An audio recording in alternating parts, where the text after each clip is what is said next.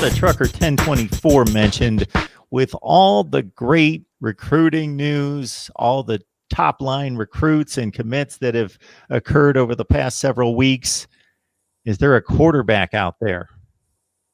Oh, good question. I like that. Good question. There's news about a certain quarterback who has transferred all the way across the country. Jake Garcia is playing his senior year of football in the state of Georgia.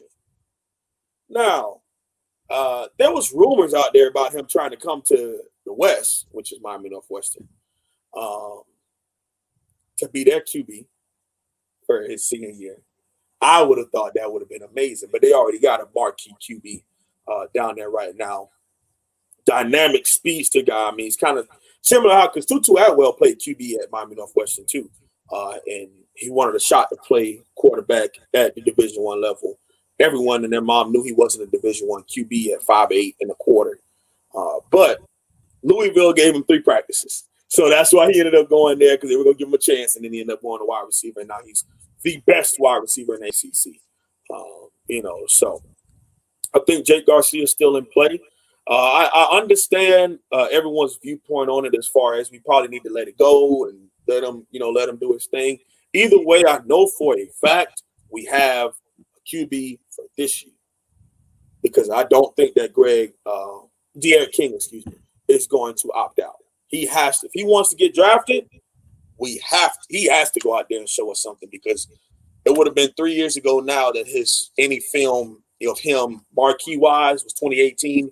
And the draft is in 2021. So he needs a year if he wants to have an NFL career at the Division I level at the University of Miami doing a well job.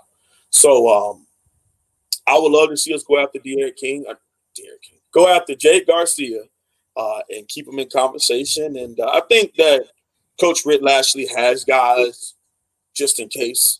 But besides that, I think Jake Garcia is probably the number one guy we're still communicating with. And that's something, even if a guy commits to another school and says they're shutting down their recruitment, coaches don't stop calling. Coaches don't stop texting. They're still going to keep in contact with you. Never completely close the door on a recruit because, number one, you all build a relationship with each other. So even if you just shoot them a quick text or give them a call, hey, how you doing? How's everything going? How's the family? Are you still looking? Are you still interested? There's still always a conversation going. Even with Leonard Taylor, he picked the U. Super happy about that. But you would be remiss to think Florida isn't still calling or Florida isn't still trying to get him to. Now we don't have to worry about coming on a visit because of what's going on nationally. So that helps us out a little bit. So I think a lot of those players, they can come on unofficial visits to the University of Miami because guess what? It's the only school that's driving distance from everybody. Darn near walking distance if you want to talk about Palmetto and Coral Gables, literally high, it's walking distance. So I think that's helping us out a lot too, if I'm being honest. And we also had the coaches poll come out, the preseason top 25, with no Tennessee, Florida State, Miami in the top 25. But they can play their way out of that. Wholesome one, they can play themselves right into the top 25. The thing means nothing right now. Mark, listen. For as long as I've been a Canes fan and a favorite researcher, anytime we preseason, as of late, it don't always turn out to be in the postseason team that's ranked. So I just want to make sure we get that understanding.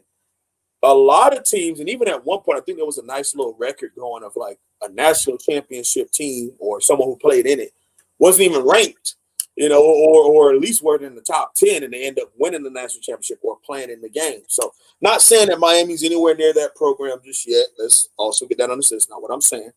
What I am saying is it's been years to where we'll start off on a 3 or 4 game winning streak and we'll get overranked. And then we ran into Tallahassee when they were cheating and scamming and getting all these 5-star recruits back to back. And then we ended up losing that game and it just derailed the whole season. That doesn't happen anymore, thank God. And so now we're not really ranked like that. And I still think we're not a top 25 team until it's proven on the field anyway. We look good on paper. Cool. We got De'Aaron King. We had Greg Rousseau. We got Quincy Roche. It looks cool. There's reasons why you would think to pick us. And I believe we got votes, but not enough to make the actual top 25. So that's fine. I think as of right now, we're a top 40 program until we prove otherwise on the football field. And I think that that's something that we have to accept. What matters is what you do in between the white lines on Friday, Thursday, and Saturdays, not what we do February on a Twitter war.